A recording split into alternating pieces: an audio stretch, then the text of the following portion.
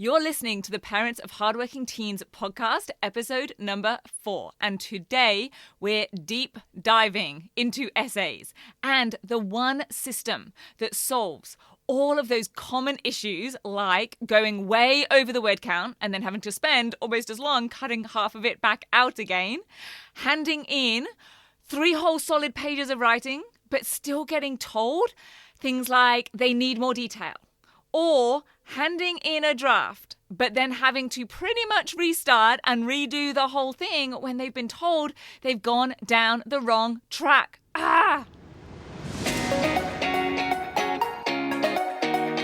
I'm Katie Jones, and with over 15 years in education as an award-winning high school teacher, international external examiner, and as a study coach, I've helped thousands of students skyrocket their results and confidence.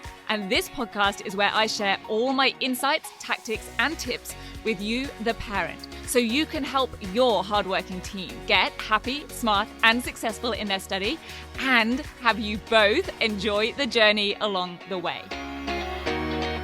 This is the Parents of Hardworking Teens podcast. Hi VIPs, I'm so glad to be here with you today because I'm going deep into those tasks that can feel overwhelming, long, time-consuming, and, well, kinda arduous. And that's just for you watching them from the sidelines. Yes, we are going to be hanging out and talking essays, specifically how to help your teen break down and dissect the essay question or title, and how you can do that even if you've got no idea about the topic yourself, so that they can get on that right track in their response from the start. And then make sure that they're doing things like selecting the best quotes or evidence and preventing the need for any major word calls or rewrites. Now, there is so much I could cover on essays. I just ran a 4-week essays bootcamp for our next level coaching students, and that was on top of everything they'd already been trained in the 10WGT. The 10WGT is my short speak for the 10-week grade transformation program. So just so you know, next level coaching is a monthly coaching program that I run for students who have completed the 10WGT, the 10-week grade transformation. Those who loved it and really want to take things further with personal coaching with me and our English focus coach, Gemma, have advanced trainings, and we do some mini challenges and workshops like the Essays Bootcamp. They are all included. So they really just come to as much or as little as they like, kind of like a monthly gym membership. And the 10WGT is my core training. It's my flagship program. It's where I train students in all the concepts, skills, and strategies that they need to achieve their maximum success with less stress, including Catapult 9 Essays Made Easy. Because it's no wonder that essays can turn into these mammoth tasks. There's the researching. That can in itself be a major time sap. There's analysing the evidence, coming up with the thesis statement. And then there's how to make the conclusion high quality so it does more than literally just repeat and restate what's already been written. How to structure everything, the paragraph structure, the order of the points being made. It's just no wonder that these things can start to take a long time or feel overwhelming. But as you're getting to know by now, I am a big fan of breaking everything into doable chunks. And I'm also all about addressing the things that make the biggest difference in the fastest way first. And that's why I want to talk to you today about my topic and focus system for breaking down essay questions. I'll for sure be doing more episodes in future around essays and extended responses, but learning and using the topic and focus system is what makes the biggest and fastest difference to students and how they are tackling essays. It's what ensures they are actually answering the question. It's what stops them drifting off into the waffle zone or going over word count because they're talking about things they don't necessarily need to be. And it's what helps them determine which are the best pieces of evidence to select so that they achieve more of those top criteria, the ones that use words like discerning selection of quotes or sophisticated use of evidence. Now, I have a special topic and focus resource. It's my essay title swipe file, and I sometimes give this away for free when I run prize giveaways or rewards. So make sure that you are on my email list to hear more about any of those opportunities in future, because there will be some. And as for those of you with teens already in the 10WGT, they are trained in this system in detail with real life examples among all the other aspects of successful and smooth essay writing in Catapult 9 of the program. And if they've completed the 10WGT and you want further and deepened coaching for your teen in essays, among everything else that we cover, then get them into next level coaching right now, because we have just put up the whole of Essays Bootcamp. All of the recordings of every session are there, so they have access to everything immediately. And right now, I'll use a specific example from my essay title swipe file as a real life question to explain this two-step process here today, so that you can support your teen with their essays no matter what, in a way that means they're still thinking everything through and writing it all for themselves, but you both know that they are on the right track and going in the right direction. So first is the topic. This is the general topic, the subject or the theme that the essay is about. For example, if we take the modern history essay question, how successful was the New Deal in getting the USA out of the Great Depression? We could read that and immediately say that the topic is the Great Depression. But even that would be starting off on the wrong track, and you might have noticed this for yourself. The Great Depression is part of the question, but actually it asks how successful was the New Deal in getting the USA out of the Great Depression. So the topic is really the New Deal. And most students, I'm sure, would figure that out for themselves once they've had a proper read through of that question. And that's great. We do need to identify the topic. The problem is that this is often where the dissection of the wording or of the question ends, which means that this is the point where most students then start writing. And that means this is the point where they often will start to go down the wrong path, take that long winding journey to those rewrites and redrafts if they're able to get draft feedback, or they end up on the shorter but still super painful path to a disappointing mark if it's an exam or assessment, because the topic is just the first step.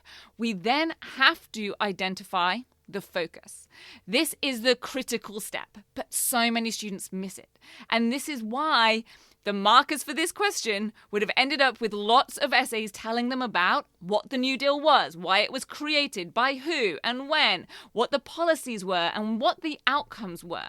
All factually correct information. And we could probably even fill 1,500 or 2,000 words with all of that info. Plenty of stats and quotes available, I'm sure, to back it up as evidence too. But, and you knew there was going to be a but, right? All of that information is just that. It's facts. It's descriptive. It's just stating information.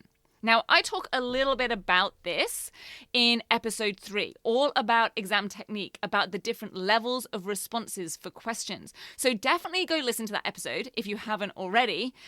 And this is why I always say if students can nail exams and their exam technique, then they can nail everything, because these skills are universal. They apply to every type of task and every subject.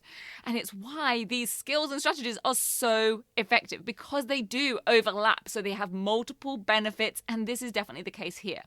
So your teen needs to figure out, step 2, the focus of the essay, what the level of the command is, and exactly what the question is really asking. In this case, how successful was the New Deal in getting the USA out of the Great Depression is actually asking us to make a judgment. It's asking, how successful was it? It's not saying, hey, tell me all you know about the Great Depression or all you know about the New Deal. In fact, that is something I really want to emphasize here. No question, no essay ever says, write all you know about subject X. So there's always more to answering any question than just doing that. So if we're making a judgment, we're having to look at all the evidence and then make a decision about how effective the New Deal was. Extremely effective, not at all effective, or somewhat effective. That will be our answer or our thesis statement. And notice how we aren't giving a personal opinion here. We're just looking at the information that we've studied on this topic, analyzing the evidence, and making a decision based on that.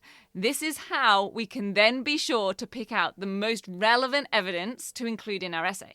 And in every single paragraph, the intro, the body paragraphs, the conclusion, we need to make sure that we're tying back our points or our explanations and our analyses and our linking sentences to answer that question. How this point or this evidence shows that the New Deal was either extremely effective or not at all effective or somewhat effective. But we can't do that if we're not clear on the focus of the question in the first place. So one of the best ways to have your team check that they really are understanding the focus is to have them rewrite the question in their own words and word it so they put all of the emphasis on the focus. Now, if you want to see this in action, me doing this in real life, then on my blog, there's an excerpt from a next level coaching call where I'm doing this exact thing with Daniel for his English essay. I'll put a link to that video for you in the show notes. And if you want to get this transcription of this episode as well, so you can, download this essay question example and the breakdown I'm doing of it all, then that will all be in there too. So you can just go to www.rocksolidstudy.com/4, that's the digit number 4 for episode 4, or scroll down to the link in the description of this episode in your podcast app, and that will take you there as well. Anyway, Daniel was working on an English essay, and together we went through this exact process.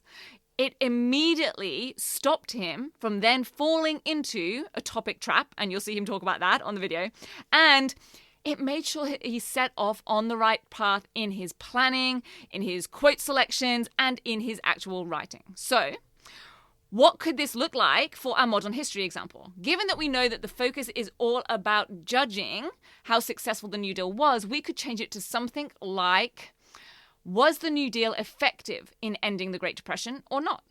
We could even add and why at the end, because that would be all of the reasons, which is going to be our body paragraphs that explain or give evidence for that judgment. Or we could write it as, in what ways did the New Deal succeed and in what ways did it not succeed in getting the USA out of the Great Depression? But I kind of prefer the first one because it's simpler and it's more like student speak. We could actually even say something like, the New Deal, did it work? Yes or no? Notice how this also makes the whole thing feel a lot less daunting and overwhelming as well. Because the easier it is for your team to really understand the focus and then answer it, the better. Because although, of course, they can't get a top mark if they give a poor quality response to the focus of the question, they do have to address the focus in order to have any chance of achieving maximum marks. They can never get top marks, no matter how amazing their writing or their evidence or their paragraphing or discussion, if they aren't addressing the focus of the question. They'd end up maxing out at something around 15 out of 20. And they would also end up with the feedback of, hey, great analysis, now answer the question. So, like I said, a deep dive episode today. This is one that you might want to listen back to again or use as an example to work with sometime. Remember, you can get the full transcript and that coaching excerpt video at www.rocksolidstudy.com/4 if you want to see this all in action. And I want to leave you with a real life example of a parent, Janine, who took this system, passed it on to her daughter, Lauren, and she put it into action the very next day. Now, Janine came to one of my free 5-day Facebook group parent events. I run probably a couple of a year. I've got another one coming up very soon, mid-July. So if you're on my email list, make sure that you keep an eye on your email list so you get your invite to be part of that. And Janine won a copy in that event of my essay title swipe file. She passed it on to her daughter, Lauren, and she posted this comment in the group the next day. She said, Lauren's been using the essay writing skills on topic and focus to finish her latest English literature essay last night. She had received feedback on her draft that it had gone a bit astray. So last night, she went back a step to review the topic and focus and reworked it a little. Well, today she got her grade, an A. And then there's all exclamation marks at the end of that. So I'll be really excited to hear how you and your teen go with this. I hope you found this episode really useful. I like getting into the nitty-gritty details sometimes, so I hope that you do as well. And I hope that you can use this two-step strategy to help guide your teen with their essays no matter the subject. Thank you so much for listening. Please share this with anyone else that you know who could benefit, and I will see you back here soon. Thank you so much for listening. Make sure you head on over to www.rocksolidstudy.com and sign up for my free parent guide. The 3 huge mistakes even smart students make in exams and assignments, and how to fix them immediately. And I'll see you back here next week.